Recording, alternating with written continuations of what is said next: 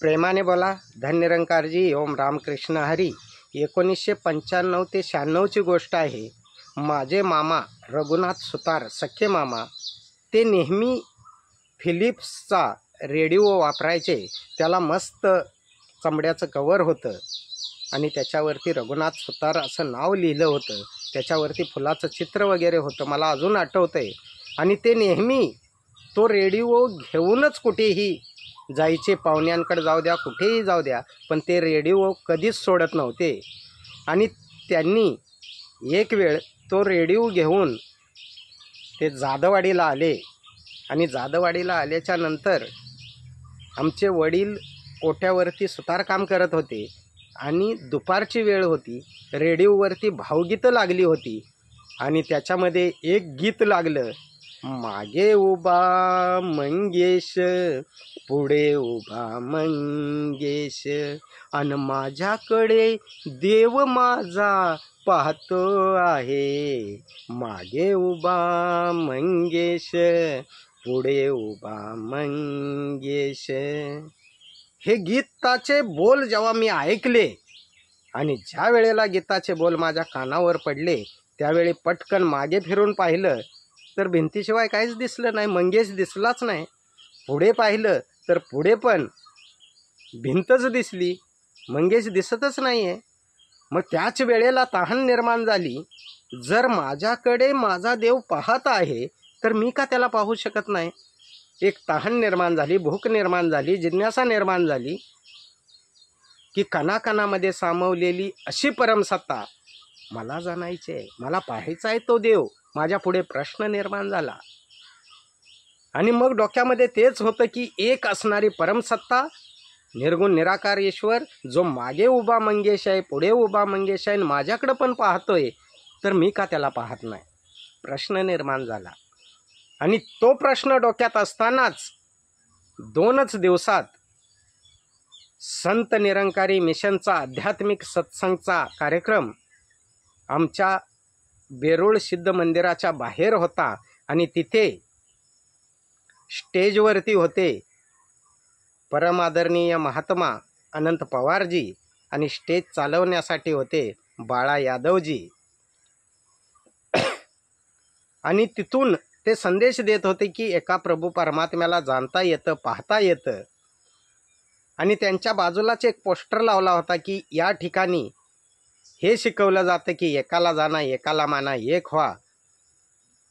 माझ्या मनामध्ये असणारा प्रश्न आणि त्याची उत्तरं तिथून मिळत होती की मला प्रश्न पडला होता की तो एक असणारा हरी, एक असणारा परमात्मा जाणायचा आहे.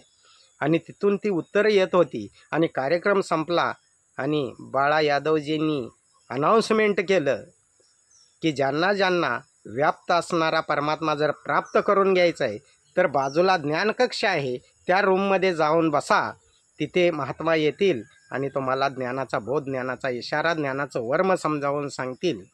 आणि जेव्हा ते ज्ञान घेतलं तेव्हा मला कळालं की अरे बापरे, मागे वळून मी अज्ञानामध्ये पाहत होतो तेव्हा फक्त भिंत दिसत होती, पण आता समजलं भिंत आणि माझ्यामध्ये तो प्रभू परमात्मा होता, ईश्वर होता. पण हे कधी कळालं, जेव्हा ज्ञानाचा बोध, ज्ञानाचा इशारा, ज्ञानाची खूण मला समजली आणि आत्मज्ञानानं, आत्मबोधानं, आत्मदर्शनानं, आत्मानुभूतीनं, आत्मसाक्षात्कारानं त्या हरीला पाहायला लागलो, तेव्हा मला समजलं. आत्ता तो अर्थ पण उलगडला की हरिपाठामध्ये आम्ही म्हणतो की मच्छिंद्राने बोध गोरक्षाशी केला, गोरक्ष ओळला गहिनी प्रती, गहिनी प्रसादे निवृत्ती दातार.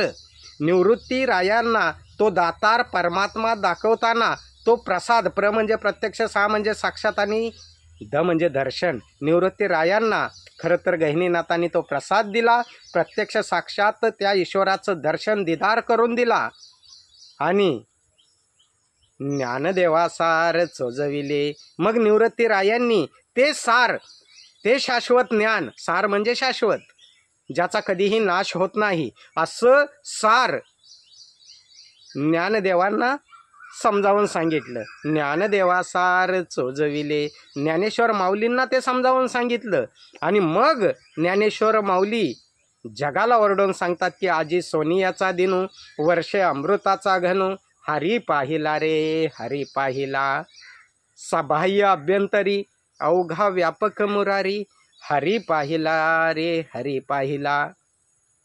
आणि म्हणून ज्या वेळेला माझ्या अभ्यासामध्ये वाचण्यामध्ये ज्ञान घेतल्यानंतर आलं, ती अशी गोष्ट आली की गहिनीनाथ जेव्हा निवृत्तीनाथ रायांना तो ज्ञानबोध, ज्ञानाचा इशारा, ज्ञानाचं वर्म समजावून सांगत होते, तेव्हा सांगितलं की आत्मस्वरूप असं आहे निवृत्ती राया,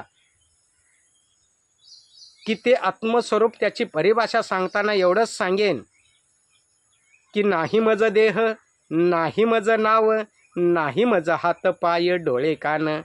अरे मला हातही नाही, पायही नाही, मला देहही नाही, मला नावही नाही, नाही मज खाणे, नाही मज पिणे, भूषणांचे लेणे नाही मज. तरी आम्ही म्हणतो की देवाला कपडे घातली, देवीला साडी नेसवली, आम्ही म्हणतो ना. अहो, त्या देवी देवतांना बनवणारा प्रभू परमात्मा जो पूर्ण सृष्टीला वसंत ऋतूमध्ये साडी आणि चोळी नेसवतो, आम्ही कसं काय त्याला साडी नेसवू शकतो? आमची ती पात्रता आहे का? एवढं सहज आहे का? एवढं सोपं आहे का की देवाला आम्ही कपडे घालू? अहो, आम्हाला कपडा लत्ता देणारा तो प्रभू परमात्मा, त्याला कसं काय आम्ही? म्हणून गहिनीनाथ निवृत्ती रायांना सांगतायत, नाही मज खाणे, नाही मज पिणे, भूषणांचे लेणे नाही मज. मी मला नटताच येत नाही आहे, मी आहेच नाही, मला शरीर नाही आहे, मला खाणं नाही, मला पिणं नाही आहे. मी खातो फक्त भक्ताचा अहंकार, दुसरं काहीच खात नाही आहे. पुढं ते म्हणतात निवृत्ती रायांना समजावताना की नाही मज हाड, नाही मज मास, वायूचा स्पर्श नाही मज. ऐसा मी आल्हाद, आल्हाद म्हणजे विशेष, संपूर्ण विश्वात इतका विशेष आहे की ऐसा मी आल्हाद चक्रकार फिरे, म्हणजे चक्रावर पाणी ओतलं की 10 दिशेत जसं पाणी पडतं तसा मी चक्रकार आहे, 10 दिशेत माझं लक्ष असतं. ऐसा मी आल्हाद चक्रकार फिरे, संभाळीत सारे लहान तोर. अहो, आम्हाला विमानातून जायचं आहे तर तिकीट काढावी लागते, परंतु त्याच विमानात जर आमच्याकडून मिठाईचा एखादा तुकडा पडला तर कोणतंही तिकीट नसताना तिथं मुंगी हजर होते. हे कसं काय? तर ऐसा मी आल्हाद चक्रकार फिरे, संभाळीत सारे लहान थोर. गहिनीनाथ गुज, गुज शब्द फार महत्त्वाचा आहे अध्यात्मामध्ये. गुज म्हणजे गुह्य, गुपित. गहिनीनाथ गुज सांगे निवृत्तीला, पाहवे ते डोळा निज रूप. पाहवे ते डोळा निज रूप. निज म्हणजे मूळ आणि रूप म्हणजे या परमात्म्याचं स्वरूप तो पाहून घे. आणि असं पाहू नको, स्वतःच्या डोळ्यानं पहा. म्हणून आज विश्वामध्ये शुभ संदेश देताना निरंकारी माताजी नेहमी म्हणायच्या कि जब तक न देखूं अपनी नैनी तब तक न मानो गुरु की कहनी. जब तक न देखूं अपनी नैनी तब तक न मानो गुरु की कहनी. जोपर्यंत तुमच्या डोळ्याने त्या परमात्म्याला पाहत नाही आहे तोपर्यंत आम्ही सांगतोय म्हणून ऐकू नका. पण ज्या वेळेला तंत्रगुरु, कोणी मंत्रगुरु, कोणी विद्यागुरु, कोणी अविद्यागुरु, असो अनेक ऐशे गुरु, परंतु मोक्षदाता सद्गुरु वेगळाची. मोक्षदाता सद्गुरु असा असतो की फोडोनी शब्दाचे भंडार, वस्तू दाखवी निज सार, तोची सद्गुरु माहेर अनाथांचे.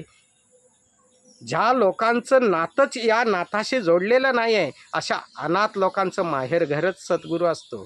आणि तो शब्दांना फोडून खरं तर ही माया आहे दिसणारी ती नाशिवंत आहे, परमात्मा शाश्वत आहे असं दाखवत असतो ज्ञानाच्या इशाऱ्याने, ज्ञानाच्या बोधाने.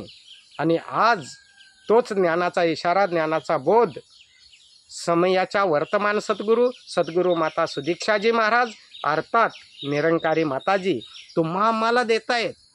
आम्ही तो ज्ञानाचा बोध, ज्ञानाचा इशारा घेऊन खऱ्या अर्थानं आमचा यहलोक आणि परलोक सुहेला करावा एवढीच विनंती आहे. प्रेमाने बोला. धन्य निरंकारजी. एवं राम कृष्ण हरी.